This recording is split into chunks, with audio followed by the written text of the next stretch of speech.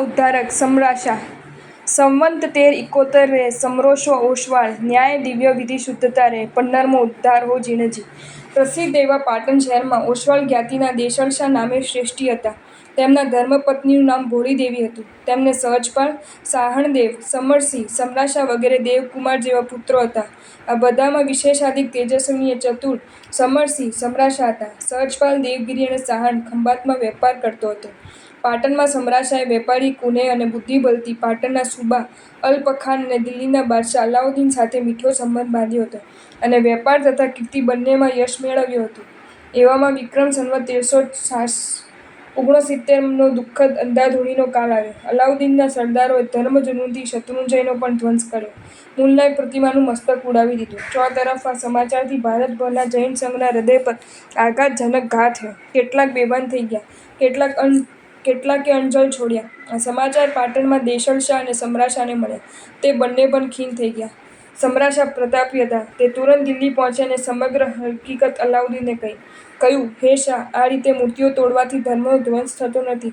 ધર્મ તો અમારા આત્મામાં રમે છે, તેનો કોઈ કાળે કોઈ ઉચ્છેદ કરી શકશે નહીં અને આ રીતના ધર્મ જુનૂનથી તમારી કીર્તિ ઘટી છે। આવા વચન સાંભળી શાહ ક્ષણભર શરમિંદો બન્યો। તેને શત્રુંજયનો ફરી ઉદ્ધાર કરવા માટે સુબા અલ્પખાનને ફરમાન લખી આપ્યું।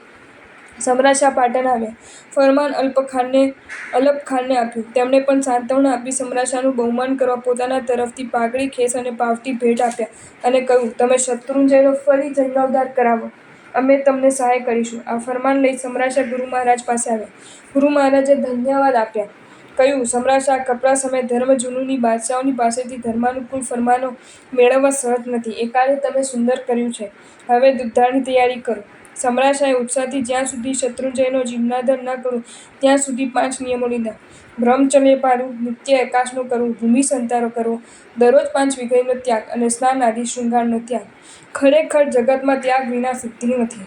સમરાશાએ હવે કાર્યસિદ્ધિ માટેના ચક્રો ગતિમાન કર્યા।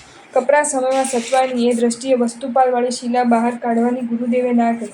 સમરાશા પ્રભુની પ્રતિમાને કાજે શિરે લેવા ત્રિસંગમપુર ગયા। ત્યાંના શિવભક્ત રાજા મહિપાલને ભેટોણું ધરીને મિષ્ટ વાણીથી પ્રસન્ન કર્યો।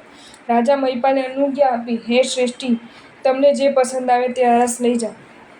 સમરાશા મમ્માણી આરસની ખાણ પાસે ગયા।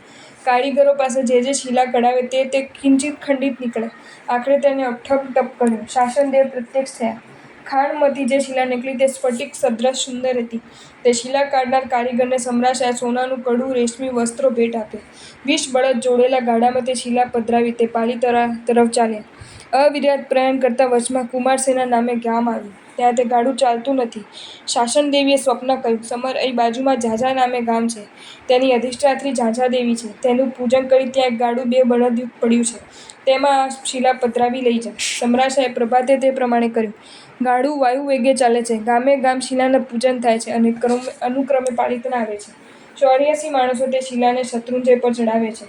ત્યારબાદ ઉત્તમ કારીગરોને તેની પ્રતિમા ઘડવાનું કામ સોંપ્યું। ગુરુદેવે મોકલેલ શિલ્પશાસ્ત્રના જાણકાર મુનિવર્ય શ્રી બાલચંદ્રજી ખડે પગે તેનું ધ્યાન રાખે છે। એક બાજુ પ્રતિમા ઘડાય છે, બીજી તરફ મંદિરોના સમારકામ ચાલે છે અને એક સુવર્ણ પ્રભાતે સમરાશાને સમાચાર સાંપડ્યા, જીર્ણોદ્ધાર અને પ્રતિમા ઘડતર પૂર્ણ થયા છે। તે સમાચાર લાવનારને પ્રસન્નતાથી સમરાશાએ સુવર્ણની જીભ અને કડા ભેટ આપ્યા। સુરી મહારાજ પાસે જઈ પ્રતિષ્ઠાનું મંગલ મુહૂર્ત કઢાવ્યું। સંવત 1371ના મહાસુદ 14ને સોમવાર પુષ્ય નક્ષત્રનો દિવસ આવ્યો।